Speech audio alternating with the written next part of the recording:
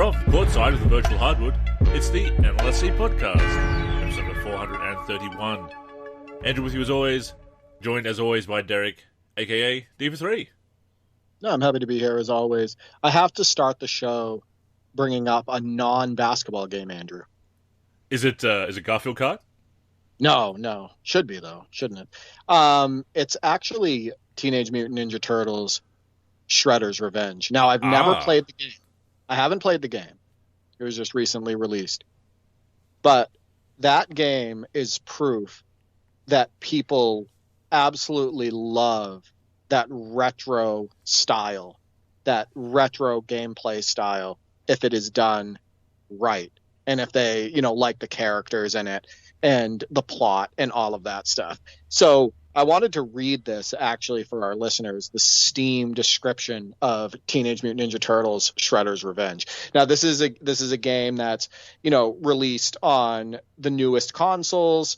It's released on Steam, all of that stuff. It's, single player, online co-op, shared split screen co-op. I think you're going to have like 6 players connected at once to play, etc.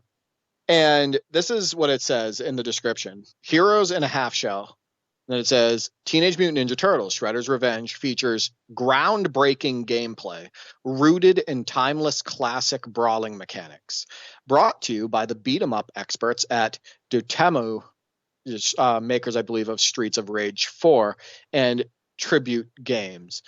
I find that fascinating that they would use groundbreaking gameplay when it's literally like an old school arcade retro Teenage Mutant Ninja Turtles game that they've made that's supposed to be like the old arcade ones.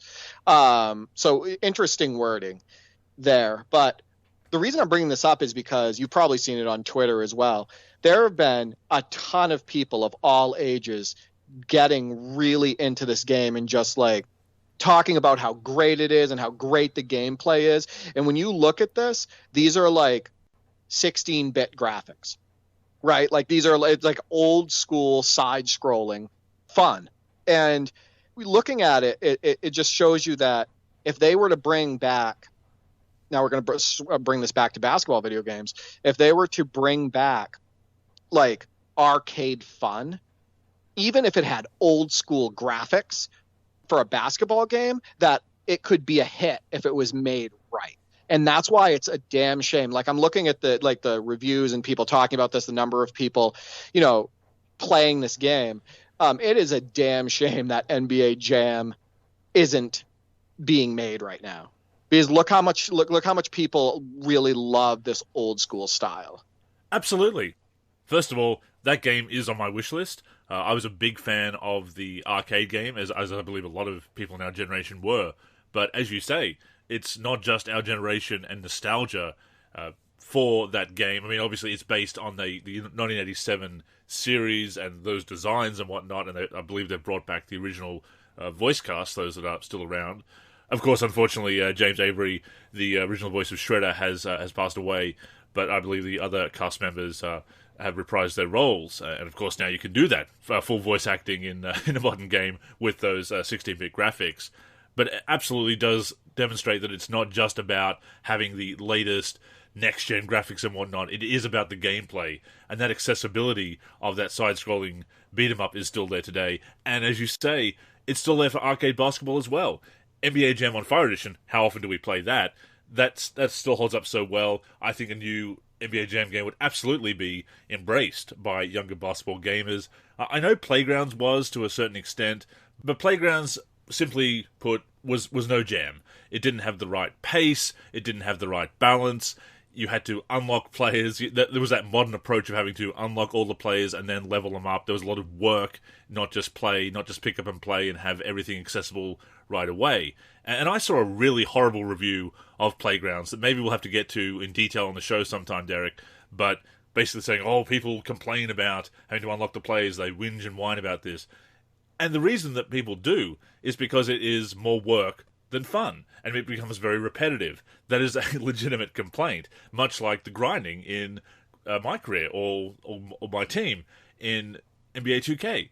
So, yeah, that was just a ridiculous complaint, but absolutely NBA Jam would hold up today. The original still holds up, all the best games in the series hold up, including on Fire Edition, which I still feel is a candidate for the best NBA Jam game. I wrote about that in this week's Friday 5. But a new NBA Jam game would be fantastic. Yeah, another point that I want to bring up about this too is what they're doing is they made this game with the old school look, right? So it has the, roughly like the 16-bit looking graphics, and it has like the gameplay mechanics of a classic game, true beat 'em up style, looks awesome. Was always fun to play those games, like when we were younger, like the Double Dragons and the older Teenage Mutant Ninja Turtles, etc. But what they did was they added the modern ability to go online co-op, shared split screen co-op. They allow you to connect with people, from all around the world and play with them on this game. And that is just such a big difference where, people can have fun with this game locally. They can have fun with it online with other people. And it opens up avenues that we didn't have before. So what I want to say, though, about Playgrounds, too, is Playgrounds had great-looking animations. It had great-looking characters. It had cool-looking atmosphere, like the courts, etc. Commentary was hit or miss sometimes, but it didn't bother me. I was okay with it. But we just talked about it. What it comes down to is how fun is the game, right? And like you had stated, and we said so many times in the past, the pace of NBA Playgrounds was very slow, very sluggish. The mechanics were often sluggish. And that's the exact opposite of what you want from an arcade hoops game, which is why NBA Jam on Fire Edition, just every time we put it on, it hits the spot. And then what they did also is they tried to mix arcade with sim, and they made your dunks being having to be timed on NBA Playgrounds, and your shots had to be timed, but the mechanic was wonky where even if you released it correctly, they'd say, oh, well, you still only have a 33% chance of hitting this, even if you're completely wide open, and that's like your highest percent chance, even though you put it right in the green. So there were also faulty mechanics in that game that made it not fun. Then you add the part where it's like, oh, well, you want to use your favorite players? Tough luck. You have to unlock them. You want to unlock them faster? You can pay for it if you want, or you can grind and spend a ton of time on the game. So 100%, those were the issues with Playgrounds that kind of held it back from being this true classic. And I think that's also why we don't have a new Playgrounds, right? That's why they stopped after only one version with 2K involved, is because it didn't, scratch that itch for people. It wasn't that popular, and people weren't making videos about it, and influencers weren't talking positively about it. And it really does come down to the gameplay, and like you had stated, the whole players locked behind paywall or grind wall, if you want to call it that, etc. But I was truly intrigued with people's reaction to this Teenage Mutant Ninja Turtles game. A lot of people are loving it. I haven't really heard any negative feedback on it, and it's really cool to see people enjoying that retro style. It is, and of course we had that with basketball gaming a few years back, and to this day, of course, with Basketball Classics. As always, shout out to Josh and Dave from Namo Gamo, being able to create that retro basketball gaming experience with Basketball Classics, and having that old school aesthetic, but having those modern sensibilities, much as they've done with Shredder's Revenge, having some of those modern mechanics and style with that retro aesthetic and the gameplay that holds up so well all these years later. It works so well with basketball. So again, NBA Jam would make a very welcome comeback. Yeah, I think the thing with Josh and Dave's game and why a lot of people love that is because it appealed to all ages and all skill levels, right? The mechanics are incredibly basic as far as like button pushing. There's not too many buttons involved. It's like going back and playing like a favorite NES game, right? And I think that they did such a good job of making it deeper than a lot of the games were in the past, as far as content, as far as modes and whatnot. Because if you actually look at Double Dribble, you can only use like a few teams. You can only play like exhibition games, etc. But in their game, you can customize the players. You can customize the teams. You can use classic teams. You have a season mode, all of that stuff. So they hit a home run with basketball classics as far as like appealing to all ages and just making the game fun. They really did. And I said from the very beginning, the very first build of it I played when it was still in early access, I said, this is like Double Dribble and those classic games, but so much better already. Even in that early stage, you could see that with the mechanics, and you already had the shot meter, I believe anyway, or that came in very early. You had the story mode, then you got season mode, then you got roster editing. So it's just grown into this fantastic retro basketball game that we are such fans of, and that's why we always praised the game and have had Josh and Dave on a few times, because we are such fans of that game. But it just goes to show that when a game is made with love, when the focus is on that fun experience and accessibility, and there's no elitism, it's not about making money through microtransactions and whatnot.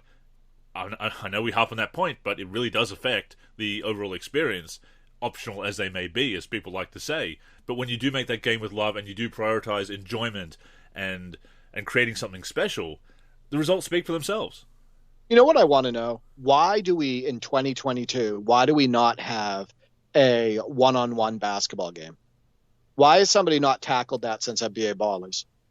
Like, it doesn't make any sense to me. Like, why not have, like, a full-out one-on-one game with leaderboards, online connectivity, all of that stuff? They could have tournaments, all of that. Like, imagine how cool a one-on-one basketball game would be in the modern day with, you know, the PS4, PS5 type graphics, with the different things that they can do now, with the mechanics, with the different things they can do now with the online connectivity, etc. How do we not have somebody in this world with so many people and all these companies and all that stuff? How has nobody tackled that space? Like, I don't understand it. I think with a lot of things, I mean, as much as having the 5-on-5 sim, or bringing back NBA Jam or NBA Street, or bringing out a new property like a reboot of NBA Ballers, I think that a lot of other developers look at the dominance of 2K and don't think they're going to be able to break into that market. Look at what happened when Saber came out with the first Playgrounds. Apparently they were kind of apologetic towards 2K. Oh, we're not trying to step on toes. And they actually went and met with people at 2K, which probably laid the groundwork for them to later be published by 2K and have that relationship, and which did get Michael Jordan into the game and Kareem and Kobe, but also got microtransactions into the game as well, just putting it out there. But even then, they were fearful of stepping on 2K's toes. If you go back and read some of those comments, it really comes across to me like they were afraid the 2K would be upset that somebody else is in the space, which also speaks volumes. It absolutely is, yeah. Do people not have nuts anymore? Like, do people not, like, care about competition anymore? Do they not? Are they threatened now? Like, are they threatened by 2K? It just doesn't make any sense to me that with, you know, how many companies we used to have in this space, how many developers working in this space, all of a sudden that, you know, it's only 2K, and 2K is allowed to completely dominate the space. And like you said, even companies almost seem fearful of them. Give me a break. It just bugs me. There's so much opportunity there to give people more options. And, you know, there's not only one RPG out there, there's a bunch of RPGs out there, and that's what, like, massive multiplayer or just like single player, and people love having all of those different options, and a lot of those games do incredibly well. For example, you have Final Fantasy XIV, you have Conan Exiles, you have Elder Scrolls Online, you have games like that, and all of those games are doing incredibly well, but Fallout, they're all like, yeah. in the same Fallout, they're all in the same space. So I don't want to hear that people are like, well, you know, people aren't going to buy our game. There's proof in all of these different genres that people love options. People love being able to jump back and forth from different games in the same genre, etc. People would buy a new Hoops title, whether it be arcade, whether it be sim, whether it be straight up street ball, whether it be one-on-one, whether it be Looney Tunes playing basketball, which we're going to get into a little bit later, etc. So I don't want to hear it. I think the excuses are absolutely ridiculous. I do too, and I also am concerned that the 2K is flexing their muscle behind the scene as well. Oh, of course, yeah. Well, I think there's, I think that it's very possible that intimidation comes into play. I don't know who's doing that intimidation.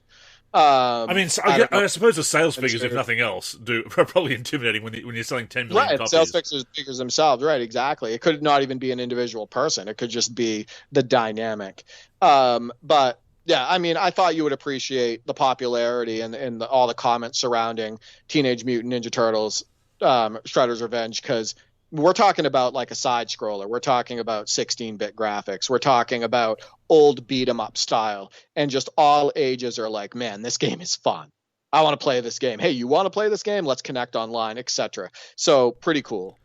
It's on my wish list, actually. And I have noticed that there is a small discount for a launch discount on that. So I will be looking to pick that up because I've been keeping an eye on that one, being such a fan of the original arcade games from Konami, and of course, Konami also made the Simpsons arcade game, which was re-released on the Xbox Live Arcade and PlayStation Network many years ago. I think it has been taken off now, but of course, if you bought it all those years ago, you still have it.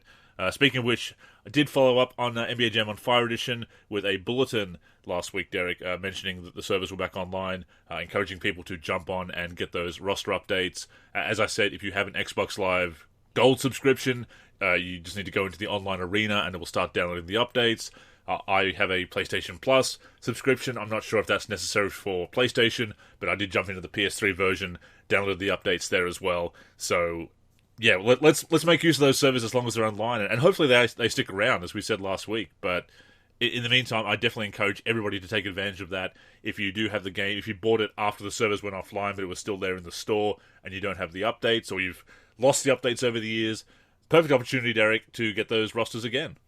Oh, 100%. And we got to connect again and play more of the road trip and unlock more stuff and try to, beat that entire mode together. We're doing a really good job as far as getting through that anyway. But it will be neat to beat that whole thing with you. I wanted to bring up something related to Konami. When you think of Konami, or somebody brings up Konami, I know that the first thing that probably comes into your head is like that intro with the noise and then the Konami symbol. But what game is the first one that pops into your head when Konami gets brought up? Castlevania 3. Okay, I'm in basketball title, but that's interesting. Castlevania 3 is interesting. My first Castlevania game is actually the original for NES. I beat that game multiple times. That game is absolutely one of the best games I've ever played. No, those original Castlevania series considered classics. The second one, of course, is very infamous in that it took that non-linear path. But the third one is actually the first one I played. It was the third one where you can unlock other characters and switch between them on the way, and they have it's of course introduced Alucard, Dracula's son, to the series, and he went on to be the main character of Symphony of the Night, I believe. With basketball games, I guess they're double dribble, aren't they? Yes. Yep. Well, that's one. There's two that I think of. But one of them, and I'll let you finish too, is I think of Double Dribble Playoff Edition, the one for Sega that I showed you, that we connected on and played briefly. And the other one that I think of is actually NBA in the Zone 2. Of course. So those are the two that like pop into my head immediately when somebody brings up Konami. No, they had a pretty good run with basketball games. Again, we've said it so many times before, but you look back at all the companies that made basketball games, and some were better than others. EA Sports were, as we've said before as well, had the premier brand with NBA Live in the 90s and through to at least the early 2000s and up to the mid-2000s with Live 2005 and the last-gen version of 06. So, but there were just so many, and then 2K came along, and that was great too when 2K came along and threw their hat into the ring and started making waves with NBA 2K. So it just goes to show, as we've said so many times before, the importance of competition and choice. And if 2K is going to be that dominant brand in sim games, have an arcade game, have NBA Jam, have NBA Street. No, 100%. I have a quiz question for you. Do you know what Double Dribble Playoff Edition was named in PAL regions? Was it not released in PAL regions? It was. It was released in PAL regions, but it's by a different name. Okay. No, I actually don't. Hyperdunk. So it's Hyper, which is kind of a cool name, actually. Hyperdunk, the Playoff Edition, was the name of it in PAL regions. I am curious about that. I wonder if the rosters are the same and whatnot, but it is basically the PAL region version of Double Dribble Playoff Edition. I have a question for you, too, about Castlevania now that we brought it up. Did you ever play Lord of Shadows or Lord of Shadows 2? I think I might have got one of them on sale from Green Man Gaming, possibly. I know I've played a fairly recent one. And I say fairly recent, it's probably 2011, 2012 release, but I think I have got one of them. I beat Lord of Shadows 2, and I got to tell you, that's one of the best games I've ever played. I highly recommend it for those who are fans of the Castlevania series or fans of games like that, kind of like that beat 'em up strategy style. And that dark style. It has some great acting, great voice acting in that video game, and just the gameplay is fantastic. But I also recommend those games to you. The first one, but more importantly, the second one. So Lord of Shadows 2. Konami. So basketball game wise, so you said Double Dribble. What would you say is your favorite Konami basketball video game? I'm not sure that I actually have developed one yet, because I didn't play them as much back in the day. I was very focused on NBA Live and NBA Jam. Double Dribble is that game that I always wanted. I'd look at it in the local video game shop that we had, where I was able to trade in my Nintendo games, and I always wanted to get it, but never did until years later. Didn't play it until many years later when I finally reviewed it and whatnot. Yeah, I have played a bit of in the Zone 2, and I haven't really played enough of them to make that many memories with them and really have a standout, but those are the two that I've probably played the most, so I guess by default, probably Double Dribble or In the Zone 2, actually. Well, it's funny. I actually connected with people recently on NBA in the Zone and on NBA in the Zone 2, as you know, like at B-Ball video games and whatnot. And I grew up with NBA in the Zone 2. I actually didn't have NBA in the Zone. I got NBA in the Zone as an adult. And I have to be honest, I actually think I'm more fond of the original than I am of the one in the Zone 2, which I loved. I think the gameplay is a little bit more free flowing. I love the classic look and feel of it with the music playing in the background while you play, etc. I love the pop ups with the portraits and all of that stuff. Like, the presentation just rocks. So for me, I wish that I had NBA in the Zone, the original one, when I was younger, because I would have played the hell out of that. Luckily, I own the original now and can play that. But yeah, figured I'd bring that up because I don't know how many people were playing those games over NBA Live or some of the other gaming options that were out there back then. But I always really liked the NBA in the Zone series. So just to confirm, I've just had a look at my Steam library. I do have Castlevania Lords of Shadow. The Ultimate Edition of the first game is the one that I have.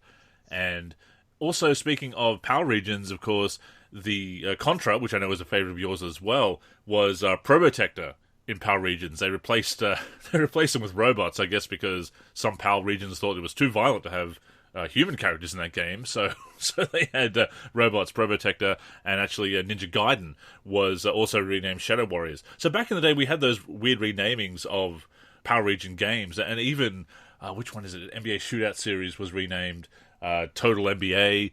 And speaking of the In the Zone series, In the Zone 98-99 were renamed NBA Pro 98, NBA Pro 99 in Power Regions as well. So we had some very weird renamings and unnecessary renamings back in the day.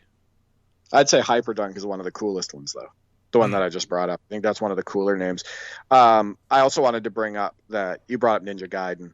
Myself and my two brothers think that Ninja Gaiden 2 for NES is one of the best video games ever made. So that's another one I recommend to people if they haven't played that one. That's just a super fun game. Great gameplay, great music. I can hear the music in my head right now, and it makes me want to put it on.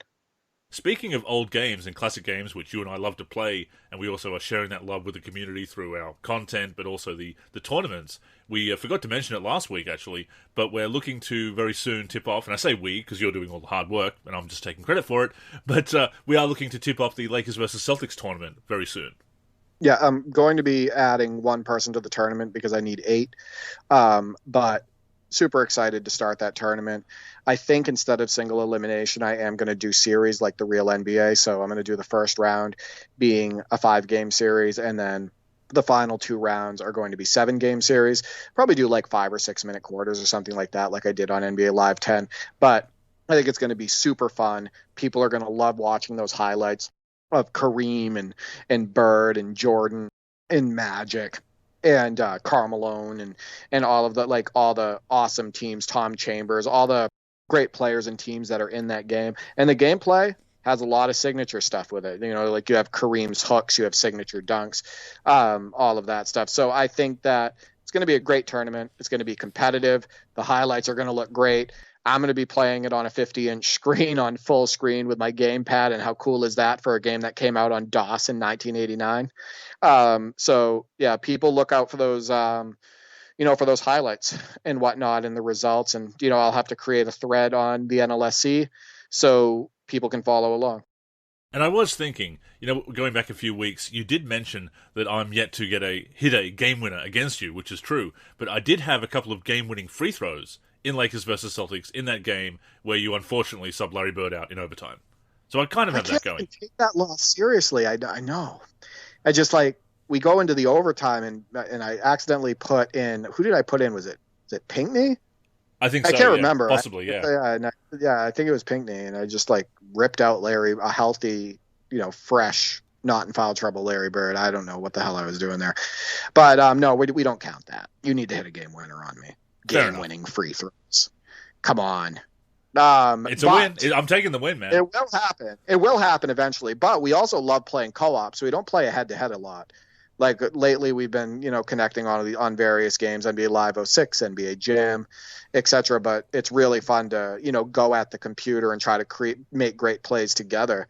So we've been playing a lot of co-op. So you haven't really had the opportunity recently to even hit a game winner on me. This is true. I've felt more in a co-op mood recently. I felt more cooperative as of late, maybe. So have I. Yeah, I mean, it's, when I connect with people, the first thing I ask them is hey, you want to play on the same team? I'm kind of in the mood to have that shared experience where, we create a lot of stuff together. You know what I mean? Whether it's alley-oops or somebody, the person I'm playing with running off a screen and catching a pass that I make and he hits a three, or Stildo throwing me a behind the back pass for a score, as opposed to, throwing it to the computer against me.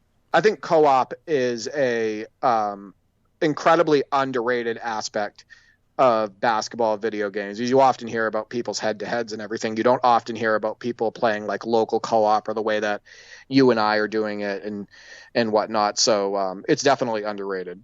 I mean, testing your mettle against another basketball gamer is obviously a lot of fun as well, and that's what the whole online scene is built around. Although at the same time, you do have online team play. The idea of 5 people connecting on 10 people rather, getting into a game on 10 different consoles and jumping into that game and 5-a-side and having to work out that chemistry and so forth. But even local co-op, I think, is so much fun. As I said, that's how I played with my cousin so much back in the day. So it's very nostalgic for me to do that. But yeah, sometimes if you don't feel like competing against each other, playing with each other and ratcheting up the difficulty level to the highest and trying to beat the CPU in its most unfair is a fun challenge as well. Right, and there's definitely a lot of the classic basketball games that are incredibly unfair when you ratchet up that difficulty to the highest level. They don't miss when they're heavily guarded, shoot a ridiculously high percentage. It seems like they play by different rules than you do. They'll make shots in traffic that you'll never make, etc. So yeah, 100%. And I love that challenge. My brother Nick and I also love that challenge to, try to take down the computer on the highest level. And, actually all 3 of us, me and my 2 brothers, whenever we hang out, we usually play all 3 on the same team. And that's really fun. Having 3 humans playing on the same team, going at the computer, that's a blast. And we do that every week. So it's always a fun thing. It's always a challenge, and it's a good time. But on the subject of head-to-head, I just wanted to get an update on your 2K9 season with, of course, the 95 season in NBA 2K19 with Stildo. Yeah, so that's going well. We played a game the other night. We realized that our sliders that we were using earlier in the season were actually the best set. We did a lot of messing around over the last 10 games or so, trying to see if we can get rid of some of the issues that the game had mechanically, constantly dropping the ball, players intercepting passes too often where they shouldn't be able to, they're not even looking or they're like transferring to the ball in a position where they should never be able to get it.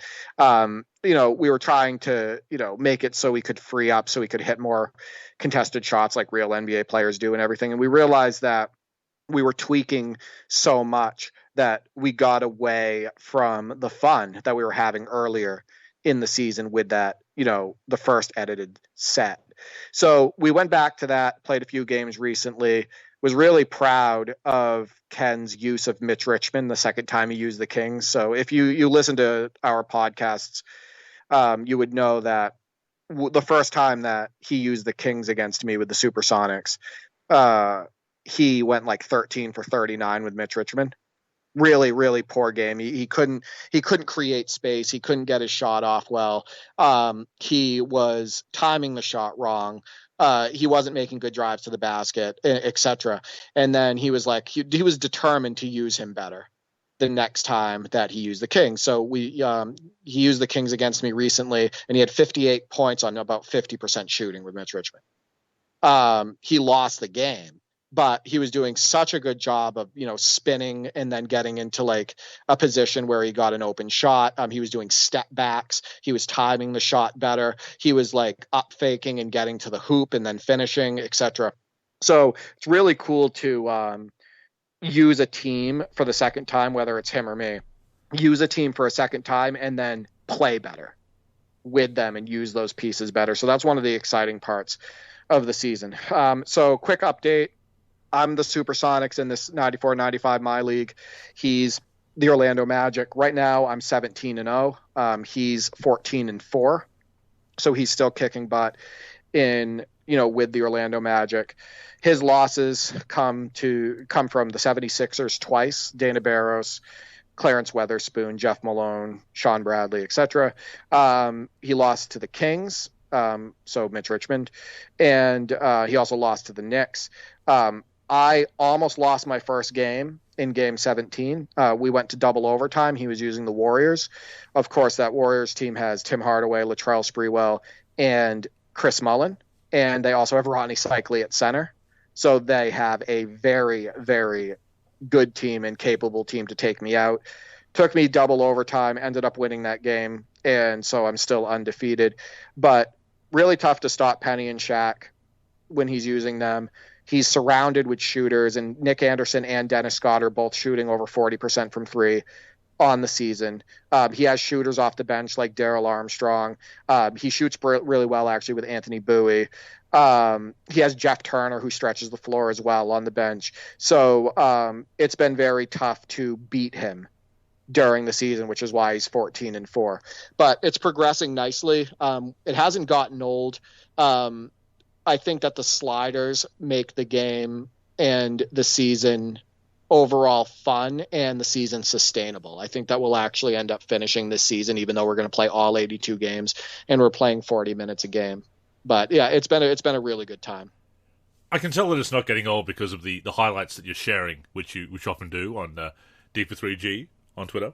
And how'd you like that Shrewdest Marshallonis highlight that I shared? Spinning into the lane and then finishing it off balance with his left hand. That was sweet. It's really appropriate because it was his birthday the other day as well, and we brought him up last week, Mr. Rain and Muscular Oasis, of course, and you brought up the 92 Olympics, and you had speaking of 92 Olympics as well, you had a great highlight in the top 10 with MJ soaring from the free throw line as well, but also in the top 10 with Stildo, just the way he dominates with Shaq, and he actually had almost a recreation of that dunk on Chris Dudley, although it was different teams and later than the 95 season. But I really liked that about that highlight this week, that it really resembled real life.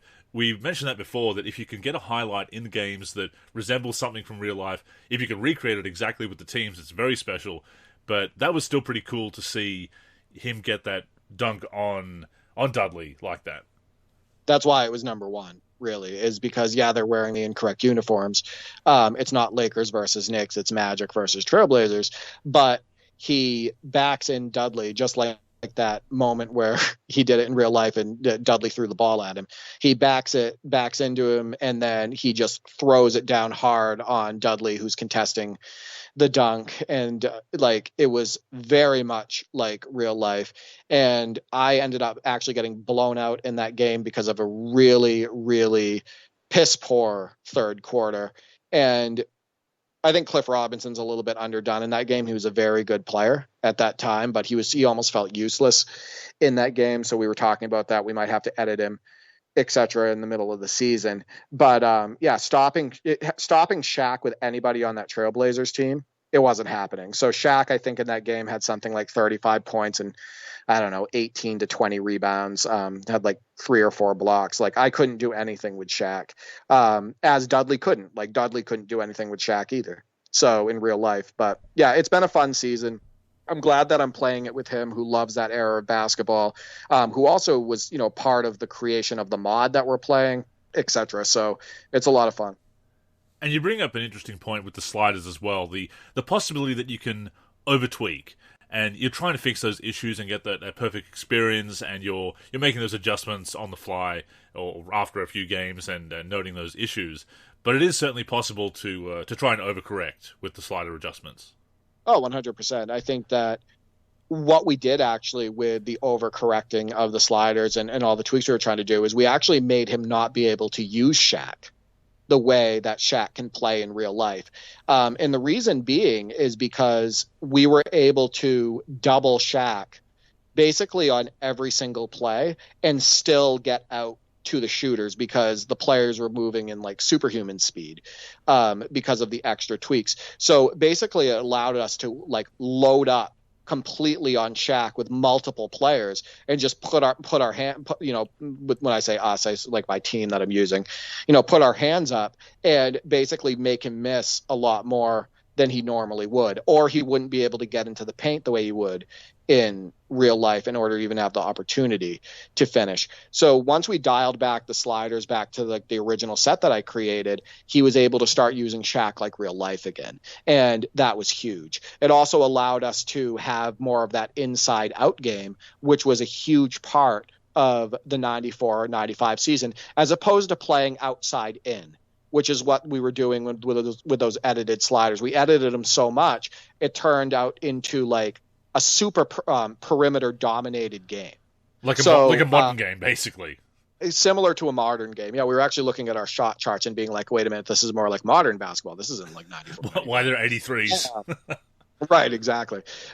So we're happy that we dialed back the sliders, and it's playing a lot more like the 94-95 season, and we're having a blast. I am very happy that I'm still undefeated. Will I go 82-0? I don't think so. How cool would that be, though? Playing against another human and going 82-0, because he is good at the game. But judging by that double overtime barely win that I ended up just having, there's no way I'm going 82-0. I'm gonna lose eventually. It does sound like Stildo is starting to figure you out a bit, and also, of course, having that the strength that he has with the Magic when you finally clash. Have you looked ahead in the schedule? Do you know when you actually have that Magic versus Sonics clash? No, I do know what the next games are, though. Next game versus him, I'm using the Nuggets. So that's actually Dale Ellis, LaFonso Ellis, Mahmoud Abdul-Rauf, Dikembe Mutombo. I'm going to have fun using that team. That's my type of team. You know how I beat him with the 76ers twice? Yep. This is a similar situation. So I plan on competing in that game and possibly pulling out a W. I also play the Nuggets coming up as well, so that'll be a good team for him to use, but he's not going to perform as well with the Nuggets as me unless he can use Abdul Rauf in the guards the way that I'm able to, right? So this will be a good test to see how far he's come with those like one-on-one moves and the ability to create space and everything, because that's what, Mahmoud Abdul Rauf, that was what he was all about. Right, being able to create space and get off that quick release and step back and fire away and everything like that. It's the reason why he struggled with Mark Price when he used the Cavs and he didn't do too well with them. He scored only 2 points with Mark Price in that whole game, is because he wasn't good enough yet at creating space and actually being able to use Mark Price like Mark Price in real life. I do want to see a huge dunk, at least one huge dunk with Robert Pack. I want to see the Pac-Man get up there and make a top 10 play. I'll do you proud. If I get a super dunk with Robert Pack, because I'm going to try for it. Same thing I do, by the way, whenever I use the Lakers with Shannon Brown, like in like 08, 09 or something. It is my mission to get at least one big dunk a game with Shannon Brown. Of course. I'll do the same thing. I'll do the same thing with Robert Pack. If I get that big dunk, you will see it on Twitter, and I'll tag you, and I'll be like, "There you go, Andrew. There There's it a is. dunk." That's the Pac-Man throwing it down. Absolutely. Obviously, it is much more impressive if you can go 82-0 against another human. I am on my way to trying to go undefeated in my career in 2K14. 21-0 to start the season, despite Melo being out. I keep loading up the injury report and seeing, okay, how long is it getting down? Okay, now it's only 2 to 4 months from 4 to 6. He may be back before the end of the season. In the meantime, I'm leading the league with in scoring with Terry Hanson right behind me. I think it's 33.5 for me, 28.5 for him. He's 10 points up on last season, filling in for Melo nicely. I'm just waiting for him to go down with injury, for the game to throw me that curveball. And have me basically, okay, no Melo, no Hanson. Can you survive with Brandon Rush and Marvin Williams and Michael Carter-Williams and Nerlens Noel as your scorers, and you shouldering even more of the load than you are now? Let's see if you can do that, Mr. A-Train. But we shall see. In the meantime, it's been a lot of fun to play with him. And as I said, undefeated through the first 21 games. But the most interesting update I have for you, which I also posted on Twitter, at NLSC, is Tristan Thompson got traded. We rid ourselves of that drama. Good. Kardashian curse. Gone from the team. You don't have to worry about it anymore. He's not even that good of a player. So there you go. Goodbye, Tristan Thompson. He wasn't helping you anyway. I want to say something for those people who may have not heard the earlier episodes when Andrew was talking about his NBA 2K14 MyCAREER. But I remember, Andrew, because we had those conversations. You were not a fan of Terry Hanson when he was a rookie, when he first started out. First few games, yeah. First few games, you were talking about how he wasn't finishing well and he wasn't making good decisions and all of that stuff. And now you've fallen in love with your rookie. And I mean, not your rookie, he's not a rookie anymore, but you've fallen in love with Terry Hanson. And you even posted a picture on Twitter saying that, talking about how like one of the greatest duos in basketball history, Andrew and Terry Hanson. Yeah. So I love it how you warmed up to him and how he's come so far as a player, and it really breathes life into your NBA 2K14 MyCAREER and like the virtual hardwood. Like it really breathes life into it. Oh, he's a virtual hardwood legend for me now. Even after a season, I would absolutely say that.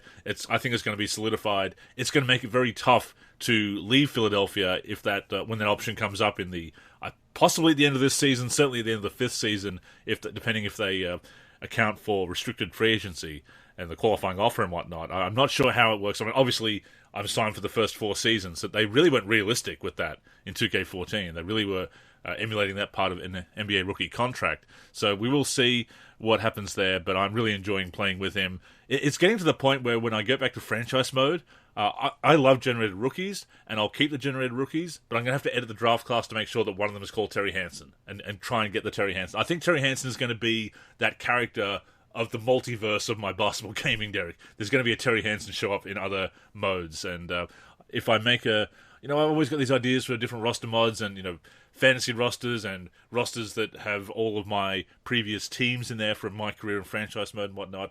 I need Terry Hanson in other places. Quite frankly, I'm really a fan of this generated player, yeah. There's 2 players that my brothers and I have to draft whenever we move on to the second season of NBA 2K17. I've talked about one of them before, the guy who looks like a Neanderthal, Dick Knight. He's always going to be drafted. And Frank Froome. Why do we draft Frank Froome? Because his name is Frank Froome. Yeah. He actually looks like Carmelo Anthony. He has like the same look. He has the dreads that Carmelo had when he was younger and all of that stuff. But his name is Frank Froome. So those two names get brought up actually a lot in my house is Dick Knight and Frank Froome. So I want to see Dick Knight versus Dick King. It is funny what they do with those with those generated names, because you know that somebody had to input that. You know what I mean? Oh yeah. Like somebody had to put those names in there. Unless it's just like a completely random name draw, and it put those two names together, Dick King. But yeah, that's wild. Somebody, like I said, I think programmers have fun. I think that's what it is. I mean, there's a Tupac Shakur in earlier games. That's a combination that's possible in Live 2005. I had a Bill Cosby in Live 2001 before, because I saw it there on the draft board. There was a B Cosby. I'm like, no, surely not. But it was.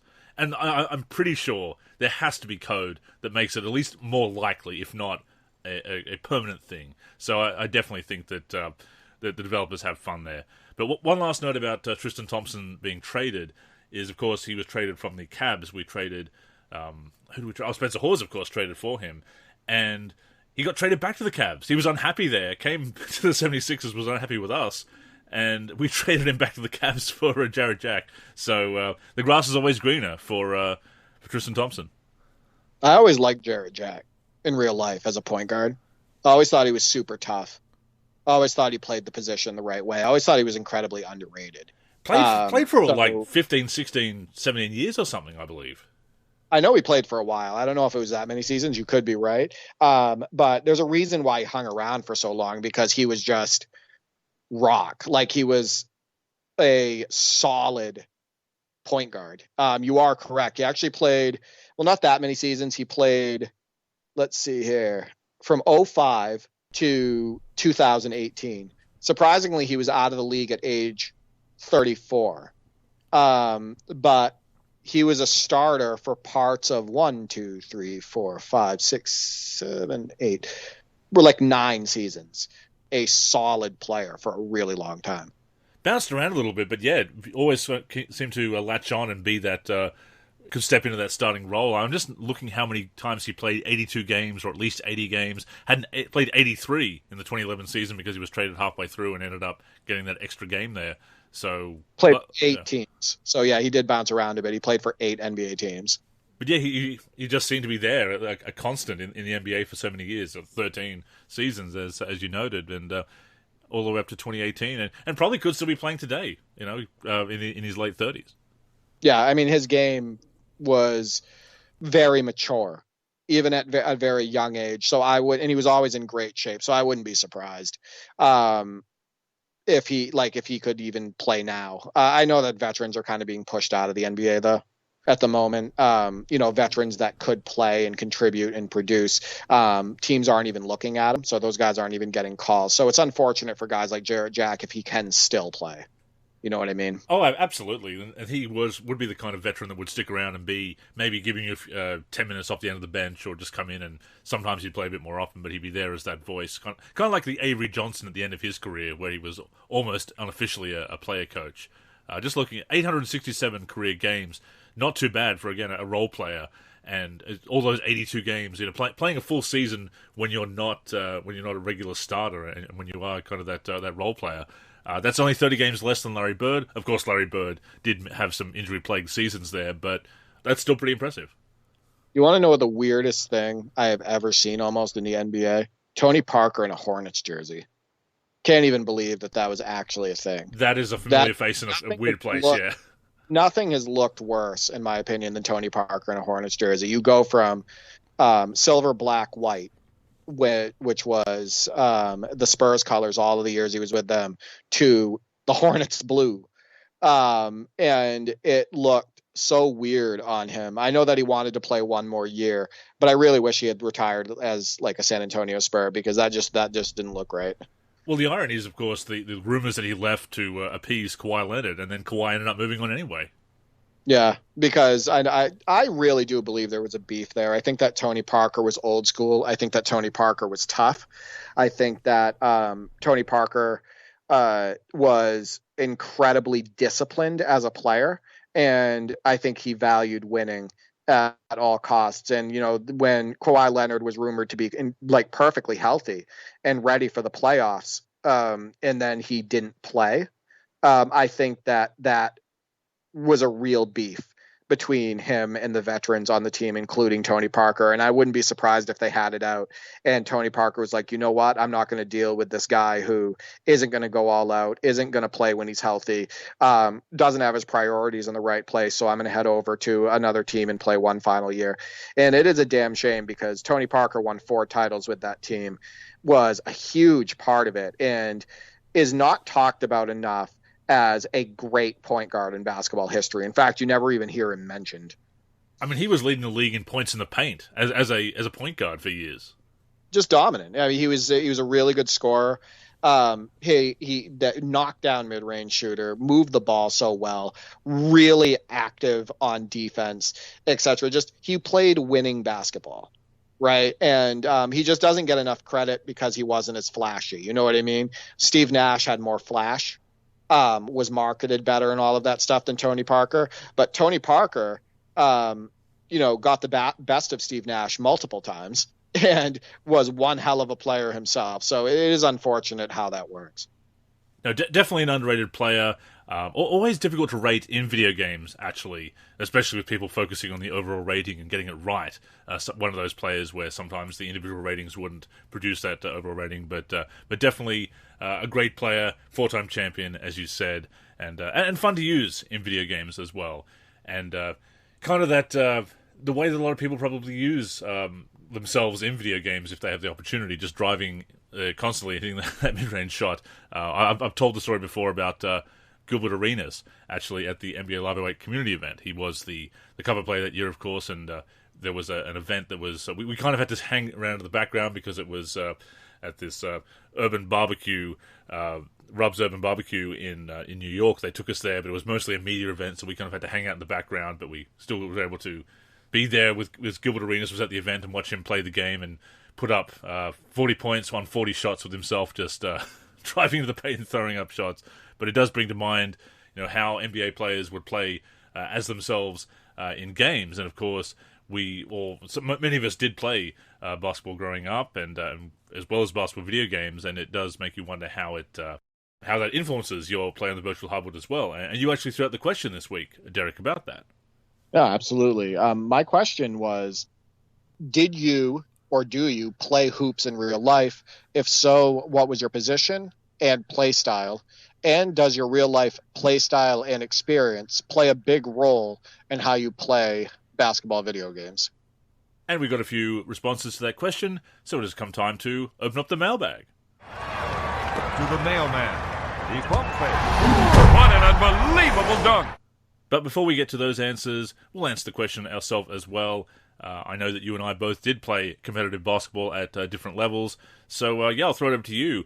Tell us a bit more about your position and play style, and does that influence the way you play on the virtual hardwood? Well, it's interesting with me because I grew up playing point guard in school, and then I also played shooting guard depending on, as an adult in leagues, but mostly point guard, but shooting guard depending on the team that I was on. But I'm a 6'2" point guard. It's what I played in high school. It's what I mostly played as an adult in rec leagues, etc.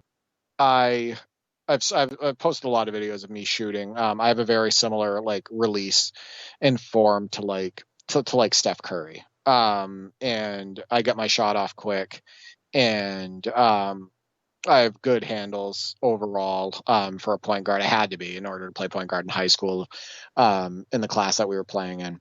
But I was always a guard that also valued the post game. And it's something that I worked on a lot in my life as well. Even though I played point guard, I worked on my post game.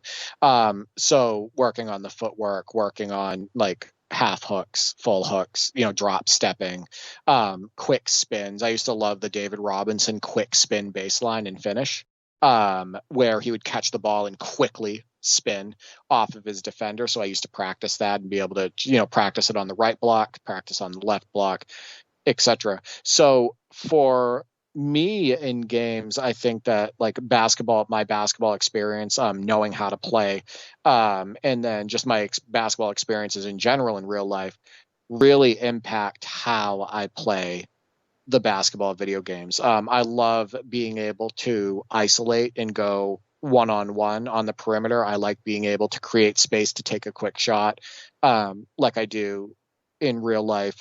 I love, and Stildo will tell you this from all the games we played, I love like posting up Kemp and trying to do that quick spin baseline and finish. In fact, you can see that in the highlight videos, me doing that, or, facing up off of a post up and then like pump faking and then doing a quick burst to the hoop and throwing it down or laying it up, etc. Now, could I dunk in real life? No, but that's one really good thing about the virtual hardwood, right? Oh, yeah. You can throw it down with all these different players, so that's a bonus. You can do things in the video games that you couldn't do in real life. For example, some of your dunks in your MyCAREER, you're doing 360s and you're grabbing one side of the rim and throwing it down on the other side of the rim, etc. That's not stuff you could do in real life, but damn, it's fun to see yourself doing it in a video game, right? Not in a 10-foot hoop anyway. Bring it down to 8.5, 9 foot, and it becomes a bit easier, yeah. And you're even taller than me, so even if you're trying to create yourself in a video game, that actually benefits you. So I'm 6'2", and you're what, 6'6", 6'5"? No, 6'3.5". Not that tall. Oh, you're 6'3.5". I thought you were taller. So you're 6'3.5", but you're still taller than me. So you could list yourself at like 6'4". I usually do, yeah. And reasonably, in this NBA, you could even be like a small forward, right? So you could play like 3 different positions at that height. But I definitely think that my real life experience impacts the way that I play on the virtual hardwood. It's like knowing how your player needs to be positioned on and off the ball. It's knowing, how to create space and the best moves to create space. How shots should be timed, etc. So I definitely think real life experience helps on the virtual hardwood. Now, when I created my career player, it wasn't MyCAREER at the time. What was it called in NBA 2K13? So 13 was the first year of MyCAREER. It was originally my player, and then they for some reason I thought it was MyPlayer. Okay, yeah, so it was MyCAREER. They smushed my player together to refer to the avatar itself, but originally it referred to the mode, but then they called it MyCAREER to really establish that branding. Right. So when I played 2K13 MyCAREER, I created a player who was like me. So I did, my height, my weight, I did my play style and all of that stuff, and I enjoyed that. I didn't give myself like the ability to dunk at that time, to be honest with you. I was trying to make it as much like me in real life as possible, and I think that's the way that I would always approach those modes. If I was playing it today, I would try to make it as much like me in real life as possible.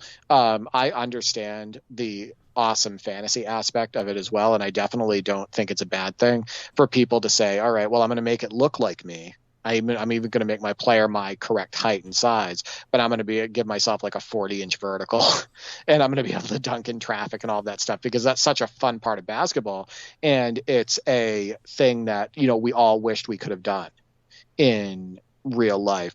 But I'm going to throw that over to you now. How do you? I've seen your My Player, and it looks just like you. But what has that done for you as far as like your real life experience? How has that impacted how you use your player? Yeah, it's not a bad likeness considering 2K14 doesn't have doesn't have the best facial creation system. Funnily enough, it's worked out better than when I've actually been able to do face scans. It's looked more like that fake face looks more like me than the face scans, I can tell you. Face scans in live look fantastic. So I'm, as I said, 6'3.5". I'm the kid that was 6 foot by the time I was 13. I had a very big growth spurt in 13 to 14. So when I started playing competitively, and even before that, but certainly when I was there in a competitive environment, I'm playing center because I'm the tallest on the team. So that's what I grew up playing, basically, center, power forward, mostly. And I was a rebounder. I later developed more of an offensive game. After I had somebody Bruce Bowen me and take out my ankle, when you have an injury and you're a little bit tentative to get mixed up in the paint again? Yeah, my brother broke his ankle, and he was never the same after he started not wanting to drive to the hoop. He started not wanting to drive in traffic. It changed his whole basketball life. Oh, it really does. And I did get over it, and I would mix up in the paint and post up again. But I developed a bit of a three-point shot. because of that. When I was not confident to drive yet, so I'd be able to take some of those long range shots, and had a bit of that to my game as well. But I was definitely more of that playing in the paint, your traditional big, guarding the paint. I say big, I mean again by under 18 standards, and under 19 standards what I played up to in high school. Rebounding, blocking shots, etc., patrolling the paint, mostly scoring inside with a bit of 3-point shooting. So, I mean, if you've played a sport and played it for a few years, you usually have some insight into how it works, and especially if you've also been watching a lot of it on TV as well. So I think that does always translate to the virtual hardwood, certainly. With that being said, again, I'm a center when I was growing up playing, and I'm usually a point guard build. Originally, I was a shooting guard build, but then I realized I liked getting assists and handling the ball. And one of the reasons that I do make a point guard so often in my career is that you do have that control over the offense. You do have that control over the ball, and get to handle the ball a lot. And that also worked out in the online scene as well. Now, one of the things about when I played competitively is that I was sometimes hesitant to take too many shots. I felt selfish if I did. And sometimes it got to the point where my coach and team was like, no, take the shot, man. We want, you not too bad at hitting some shots, so take more shots. Because I do have that fear of selfishness sometimes, when it comes to playing basketball and taking too many shots, that's why I liked playing a point guard in the online team play arena in Team Pro-Am, because I was able to set up everybody else to take their shots. So I like getting my 10 assists more than I like getting 20 points. Although when I play against the CPU, I don't care about selfishness because the CPU doesn't have feelings, so I will take more shots there. But no, certainly I do actually play a different position usually. Now in 2K20, I did create a second player for the first time, and it was a glass cleaning lockdown, which is more along. I tried to make a play that was more along the lines of my play style as a player in the junior leagues here. Although, of course, I made him 6'11", because I'm not going to make a 6'3" or 6'4" center. Even in today's league, it's a little bit undersized. I wanted to get a bit more size there, especially with the way, as you know, a tall player can really dominate on the virtual hardwood compared to real life. Sometimes it's even with that lack of skill, as long as you're over 7 foot, as long as a player is over 7 foot in a game, they can be very dominant, as you well know, with George Murasan in your 2K19 MyLEAGUE, obviously. That was a fun experience, and that was actually probably more fun to take into the rec. The point guard was great to play with in Team Pro-Am when I'm playing with the guys and where we've got to have chemistry going. But there were so many times that I would go into the rec as a playmaking shot creator, point guard build, ready to set people up, and they're just freezing me out. I'm the ball handler ready to set people up, and they're freezing me out because you've got these people wanting to play their point guard fantasies, even though they've created power forward or a center. And just turnover, and it's like, yeah, because your dribbling rating is 40, mate. That's why. Let me bring it up. You can score as much as you like. I'll get you the ball where you want it to. I'll be the unselfish one. But yeah, the rec was much more fun as a center, as a glass cleaning lockdown. Actually had a great game. I think it was one of the last games that I played because somebody jumped on the mic after the game and complimented me. Actually, said, look, you play really well as a center. There's so many centers that don't know their role. They're just putting up shots from the perimeter when they can't shoot or whatnot. But you're just love the way you're setting screens. Thank you for the game. And that was one of the most positive experiences I've had in the rec. So yeah, that was interesting to play as kind of what my play style would have been like if I had the skill level and that height, kind of thing. But playing that style that I used to play in the junior leagues. But yeah, normally I do go fantasy. I do go for a point guard. So I want to ask a question about that in a second. No, for me, I was actually always a scoring point guard overall. But in high school, I didn't shoot that much. I was just a distributor. I felt selfish if I shot, all of that stuff. But then when I got out of high school, I was like, screw it. I'm not restricted by my coach anymore, by politics, all of that stuff. It's time. So I ended up being a high scorer, like after school, even from the point guard position. But I have a question for you. Did that scratch an itch for you? So Chris Webber actually talks about this. He's talked about it on the show. I forget what the name of the show was, but they used to sit in a circle. It was like Reggie Miller, Ernie Johnson, and stuff like that. He talked about it there. He talks about it on 2K commentary, etc. He said that, growing up, he wanted to be like Magic Johnson. Like he wanted to be that distributor, that floor general. And then his career ended up being kind of like that power forward post player, mid-range player that he ended up being. But he was able to scratch that itch sometimes by, being a distributor from that position, from the power forward / big man position. Sure. But were you able to scratch an itch a little bit by playing point guard in MyCAREER? Maybe something that you always wanted to do, but you weren't really brought up that way because of your height? I used to bring the ball up the court a lot, actually. I was kind of in a point center role sometimes towards the end of playing the junior leagues. So, kind of, I guess. Certainly, if nothing else, MyCAREER is the skill level that I was nowhere close to being. That's I didn't play rep basketball, didn't play representative basketball. I had a couple of people approach me about it, but I wasn't confident enough to do it. I also really liked playing with my team there in the local league, so I kind of turned that down.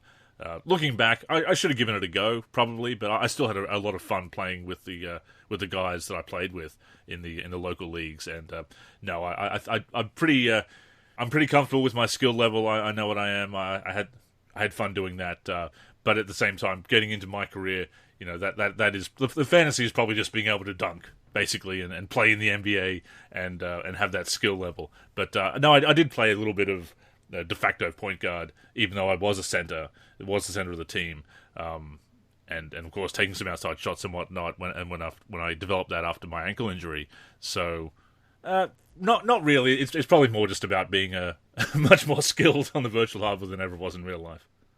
After Andrew's ankle injury, he turned into Splash Mountain, Brooke Lopez out there.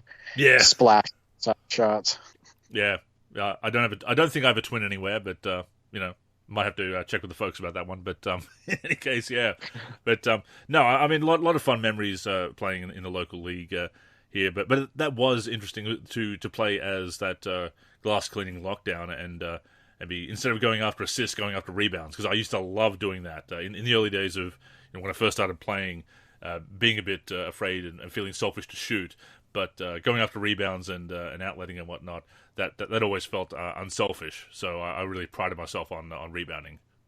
I think we would have gotten along really well on the basketball floor, because I would have been pumping it into you, and you would have just been like holding the ball up with one hand like you did with Bill Walton on NBA Live 98, kick it back out to me, and I'd fire up a three, and it'd go in, and we'd both be happy. Yeah. You set me up. You don't feel selfish. I feel good because I got to take the shot, and then we would go down the other way. So, yeah, I think we would have worked out pretty well as a team. We could be as I and Terry Hanson am. Right, exactly. Except Terry Hanson can do these ridiculous 360 like dunks and throw it off the glass to himself and all of that stuff. I can't do that, but I can definitely produce some points. So yeah, that's our experiences, and I suppose it does in some way, whether it's doing the opposite or taking that knowledge that we gained and the knowledge of the sport that we gained from playing it in real life. It does translate to basketball games as well. Oh, 100%. I love it. Listen, I loved basketball first and foremost before I ever loved basketball video games, right? Like, I loved basketball. I loved watching basketball.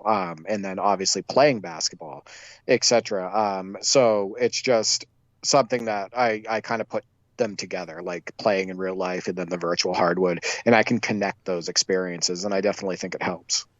So as we've said, we've got a few responses, first from Basketball Video Games at B-Ball Video Games on Twitter. Still play today as a point guard. Playstyle is a shooter, setting up teammates and playing D. I do tend to favor guards of a big man in hoops games, more versatile, fun to play with, shooting, ball handling, quicker, etc. Always select a point guard first when starting a new franchise. Yeah, you definitely have that bias, I guess, and that preference towards towards being a point guard, and yeah, that is again why I like being a point guard in MyCAREER, because you do have that control.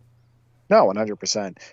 I absolutely love. You probably noticed this from playing with me. Like I said, I grew up point guard. Even though I was a scoring point guard, I was also a distributor as well. You notice how much I love throwing alley-oops, right? You notice how much I love trying to hit you on the cutters and all of that stuff. How much I like to create my own shot, like when I isolated with Derrick Rose on NBA Live 06, split the defenders and took it to the hoop and stuff like that. Definitely love using guards in video games, and I do think that a part of that is because I grew up as a point guard / shooting guard. So I definitely know where he's coming from there. And you do know all the tricks, the how to create space, the dribbling moves, that court awareness that you don't always see in the online scene, especially as I've talked about so many times before and touched on moments ago as well. That a lot of people want to get the assists, but they're not looking for their teammates. And even when I was playing with that big man build, that glass cleaning lockdown build in the rec, because I'd had all those years playing point guard in the rec or a team pro-am and setting up teammates. I'm looking for those cutters, and so if I get the rebound and I flick it over to somebody who's got the wide open shot, or I'm just there posting up and somebody cuts that quick pass, that Bill Walton kind of pass into them for the easy hoop, it helps to have that court vision no matter what position you're playing, and that unselfishness and being able to recognize those situations. But certainly when you do have that history as a point guard, it's probably there already. Well, something that you pick up when you actually play basketball and you play it either like at an organized level and then you play in leagues growing as an adult, etc., is you learn basic things that help you out a lot in video games, like running the proper lane, right? Like on the fast break, or getting the ball into the middle of the floor, balancing the court. So now you have runners, on the left and right side of you, and then you can pick your option, or making sure that you wait till the defender commits before you make that drop off pass, right? Like there's stuff that you learn in real life from real life basketball experience that even just like the basic stuff that help you so much in a competitive atmosphere on the virtual hardwood. Next up, we have Emoli91, Emoli in the forum, of course. When I played regularly, I was mostly a defensive center, protecting the paint and guarding the skilled big man. Little to no touches, but finishing around the paint whenever I got the ball.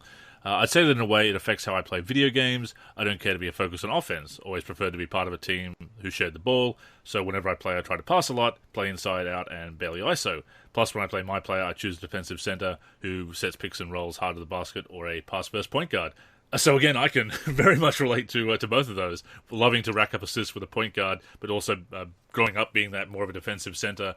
Scoring more as I got a bit more confident and the trust of the teammates and whatnot. But no, I can definitely relate to that play style. His statement makes me think of him as Robert Williams for the Celtics. Basically a guy who doesn't need the ball, who isn't asking for the ball, but he's going to do all of those little things. He's going to go up and set picks, set screens off the ball. He's going to work on the boards. He's going to try to guard the other team's best man, best player, etc. A player who is not needy, who doesn't feel like he has to be flashy, but can be effective and be a really good part of the team. And I could tell that when he was playing NBA Live 10, and I talked to him a little bit too when he was playing in the tournament, where he was good at the game, but he wasn't really comfortable, attacking like in a one-on-one space. And I think to be really competitive in a game like NBA Live 10, I think that you have to be very offensive minded because of the game's mechanics, as far as like being able to have that confidence to go one-on-one on the perimeter.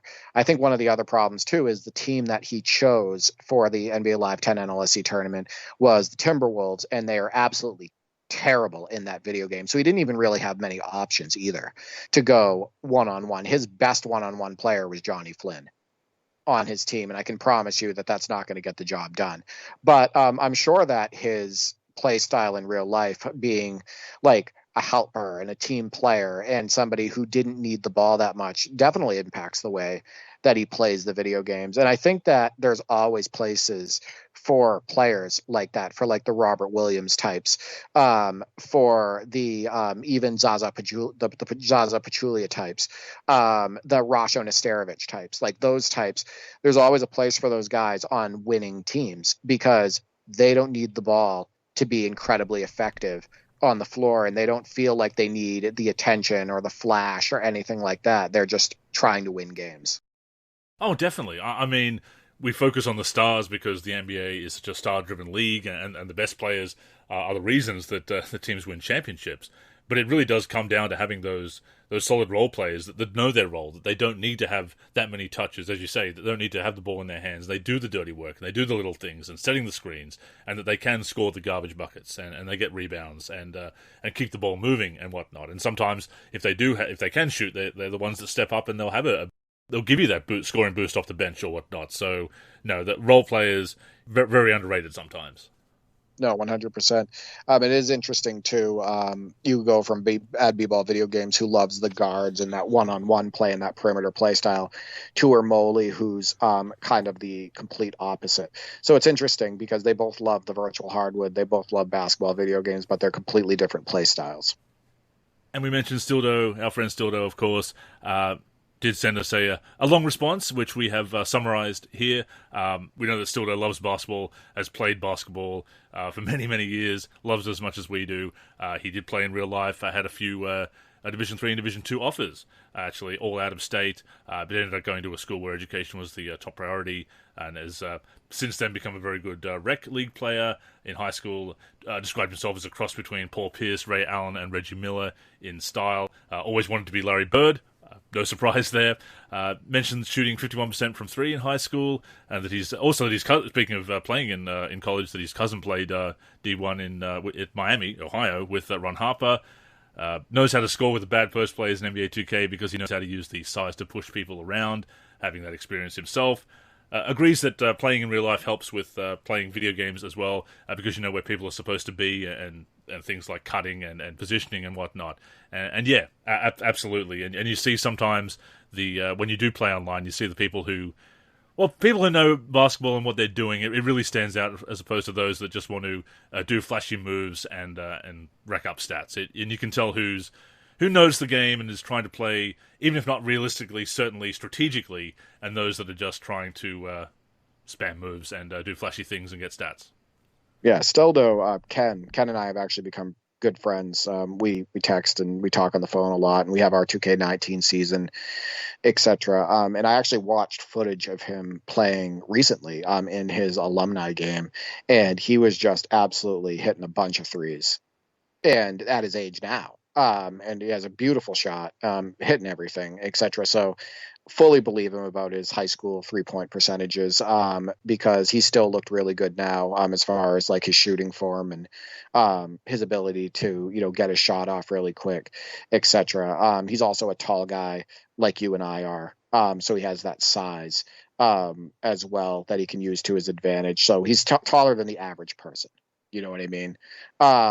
So as far as him talking about his dominance in the paint and using big guys, it shines in video games. So like when he's playing like NBA 2K19, we talked about it, and the biggest thing that he needed to work on was his ability to create space and go one-on-one and use dribble moves, etc. in the video games. But he said he was good at throwing his weight around. So while he was a good 3-point shooter, he really did well like pushing people around in the post, because he was also a big guy. So you see him doing that with like even the weaker big guys in like NBA 2K19 in the roster. So like the Elmore Spencers, etc. He can absolutely be incredibly effective with them because he knows how post players move and they're supposed to move in real life. He knows how to use his body in different positions. He knows how to move the defender the proper way in order to create space.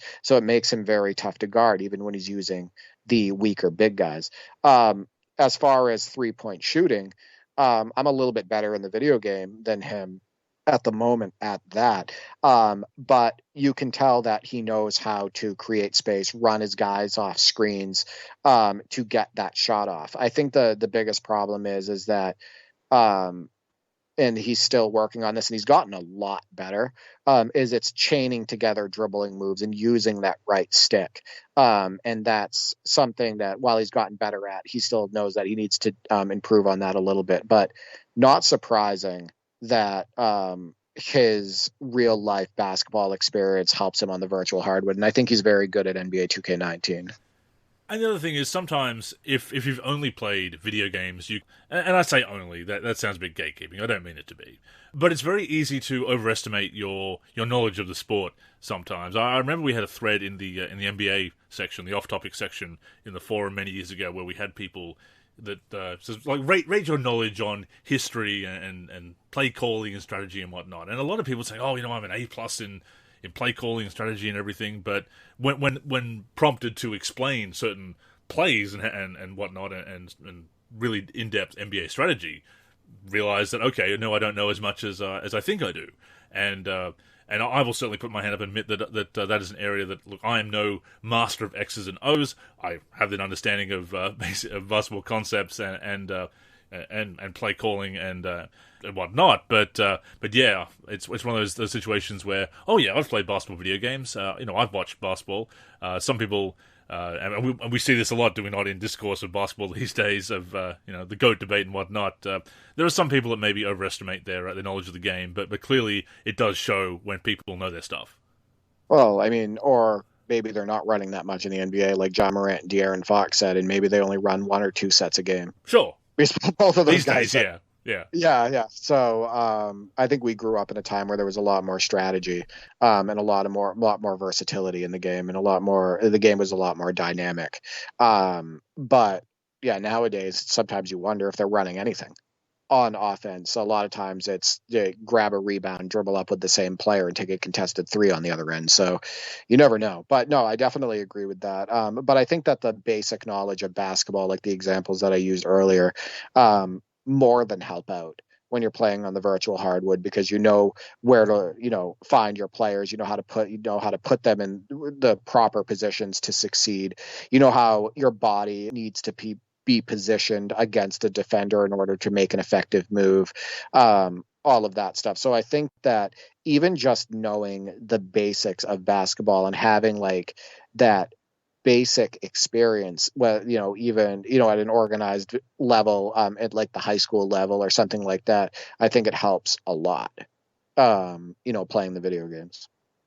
But to thank you for those responses and keep them coming. Let us know if your real basketball experiences influence the way you play and how it helps you to succeed in that arena. There's a couple other mailbag questions we're going to get to very quickly. They've been there sitting in the bottom of the mailbag for a couple of weeks now, and another one came in as well from Love Drop, as we mentioned last week. Wants to know if you and I can give some basketball book recommendations for those of us who still read. And I have a few, but I just wanted to see if you had any to suggest before I get to them. So actually, I grew up mostly looking, we've talked about this before, the basketball almanac. Like I was absolutely obsessed with it, looking at all the different stats and all the little blurbs about the players and all of that, learning about the basketball history through that and everything. So I really didn't read that many basketball books per se growing up. I think that I read Larry Bird Drive, which was a fantastic book, and I definitely recommend that one. But otherwise, it was basically just an obsession with the almanacs and learning about the players that way, etc. I know that you've read probably a few more basketball books than I have. So I'm all for the almanacs as well, encyclopedias and whatnot. There's a lot of great condensed articles and stories in there, as well as stats, obviously. So I absolutely recommend those. If you can track down the official NBA encyclopedia, obviously out of date with the stats now, but a great collectible.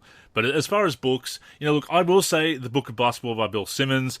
I have mixed feelings about some of Bill Simmons' thoughts on things, and I'm not necessarily the biggest fan of him when he shows up in the commentary of 2K, but I think that was still a very interesting and entertaining book to read. It's a very easy read. You won't necessarily agree with everything he says, but I think there's some interesting stuff in there, and definitely some interesting trivia and stories that he shares on the history of the game. I will actually say The Jordan Rules by Sam Smith. I know it's controversial as an MJ fan to say that.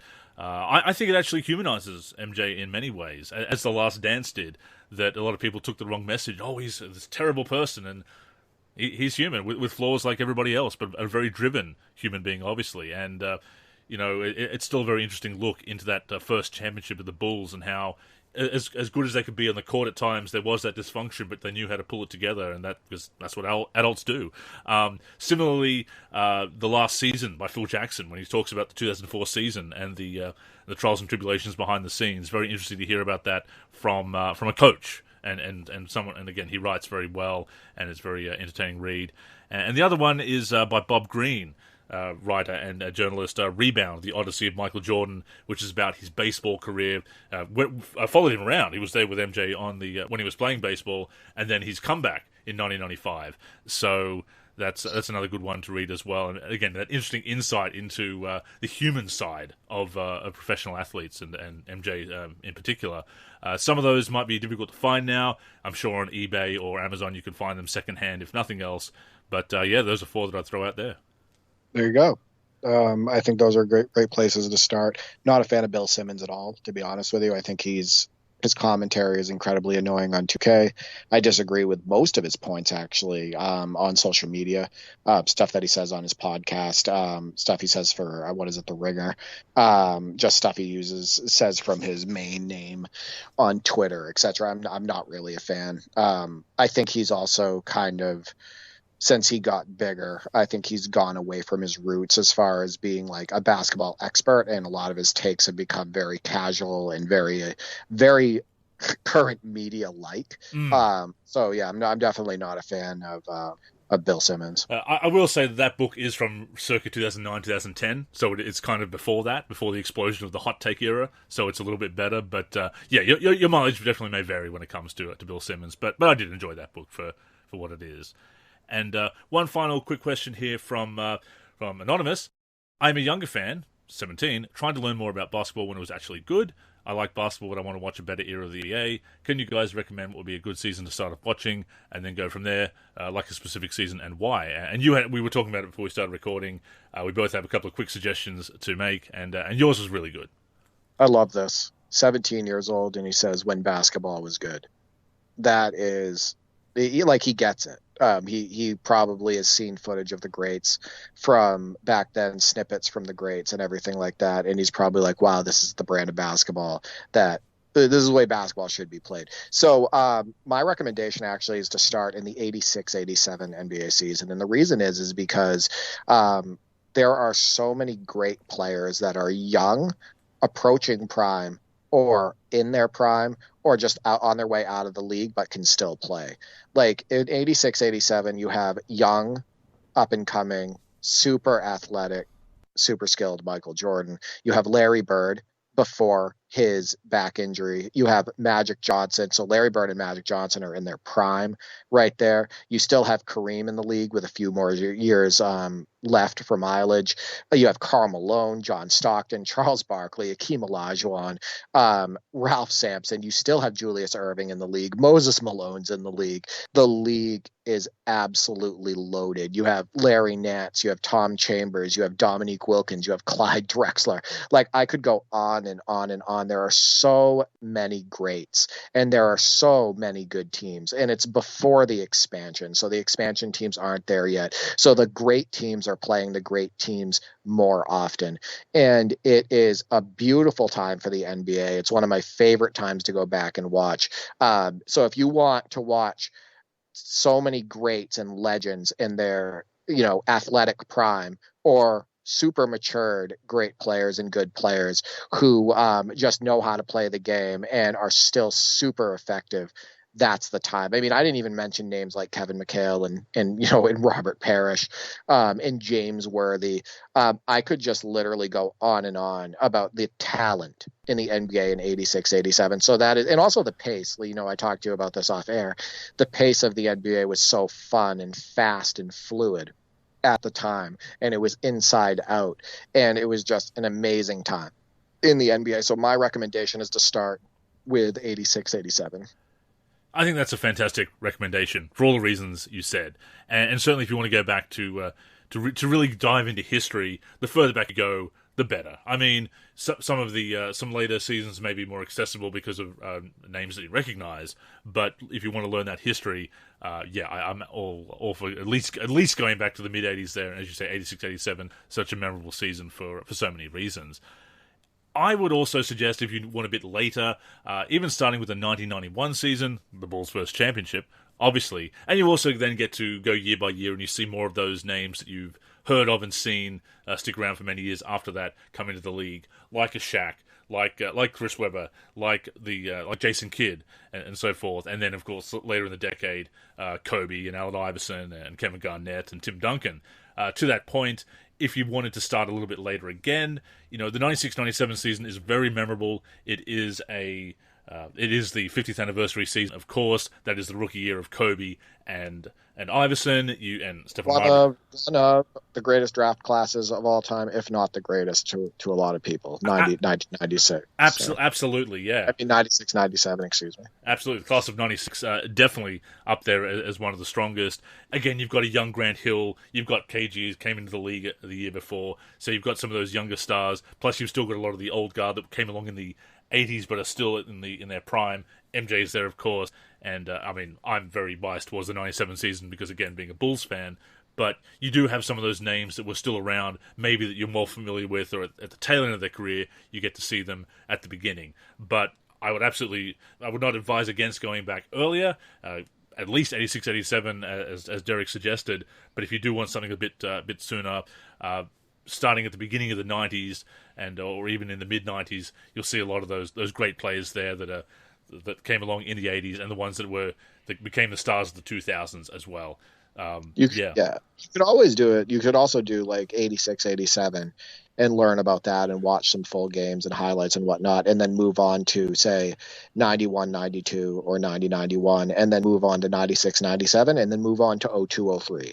That's a good way. That's a good trajectory as far as learning a little bit more about history, and then also seeing some of the best years in NBA as far as like talent. And as far as skill level and as far as just exciting action and everything. So that would be a good trajectory. So yeah, definitely 96, 97 is amazing. 91, 92, those areas, absolutely phenomenal. 86, 87, it would just be, in my opinion, a good starting point just because for the reasons that I mentioned. And there are actually a lot of old, home videos that people have uploaded, they've ripped and off the VHS or the DVD and put them on YouTube as well. So you can get those biographies and those highlight compilations, as well as the full games. Definitely check out the full games, but you've also got some great resources that have the stories and the history. And that's how I did, I'm guessing you did too. You learn a lot of those stories about the eras before we came along and the Bill Russell era and whatnot from those videos, because they always paid tribute to those older eras and the pioneers of the NBA. So you got that history lesson. You can have that deeper dive and definitely check out the full games, because basketball is a beautiful sport and has been for decades. Don't let people tell you otherwise, that it was all plumbers and dentists and whatnot. But you can also see those great biographies as well, and those highlight compilations that really also really capture the vibe of the time as well, and how exciting the sport was, and just how much we loved it. Scour YouTube because it's endless content and endless videos. Do something like 1986 Philadelphia 76ers, and you can find a bunch of full games. Absolutely. For the 87 season. You can do 1988, 89, like Cleveland Cavaliers. Boom. You can watch full games of the Cavaliers. You can get documentaries on them if there are those interviews, highlights, all of that stuff. You can see Ron Harper when he was with the Cavs, etc. I do it all the time. I make videos off of videos that I find on YouTube, and splice them up and enhance the quality and all of that stuff. And it never gets old for me, but the content on YouTube is endless. So just YouTube is your best friend to learn about the history of the game, in my opinion. Indeed. In lieu of more documentaries coming out from the NBA, as I've said before, compared to what the WWE does with their network, with having that whole library on demand, the NBA League Pass does leave a lot to be desired with its historical content, but YouTube is kind of stepping in where the official NBA channels aren't. So definitely check those out. But thank you so much for the questions, and thank you for the responses to Derek's question. A lot of fun to talk about that stuff, Derek. Yeah, I appreciate all of our listeners, and I appreciate the interactions and the participations with the show. I appreciate everybody who submits highlights for the NLSC Top 10 who interacts with that and enjoys that. So keep it up, and definitely stay tuned for the Lakers versus Celtics action for that tournament, because that's going to be a lot of fun. Indeed. With that being said, that has brought us to the end of episode number 431 of the NLSC Podcast. As always, we thank you for tuning in. The show comes out every week on the NLSC, which is nb-live.com, of course. We also upload it to our YouTube channel, and you can tune in on all the podcatching apps and platforms, Spotify, Apple Podcasts, Stitcher, Podcast Addict, just to name a few. On those platforms, if you'd like to leave us a review, that would definitely be appreciated. And speaking of interactions, you can also connect with us on social media. So, Derek, I'll throw it over to you to share your handles. You can find me on Twitter at D for384 and at D for3G. I'm on the NLSC D for3, and I'm also on YouTube D for3. I am Andrew in the forum and Andrew NLSC on Twitter. The NLSC is on Facebook and Twitter at the NLSC. Our Instagram is NLSC Basketball. Our YouTube is youtube.com/NBA Live Series Center. And of course, keep it locked to the NLSC itself, nba-live.com, for everything we do for basketball video games. But yes, that's all for this week, so thank you once again for tuning in. Until next time, I'm Andrew. And I'm Derek. Go get buckets, everyone.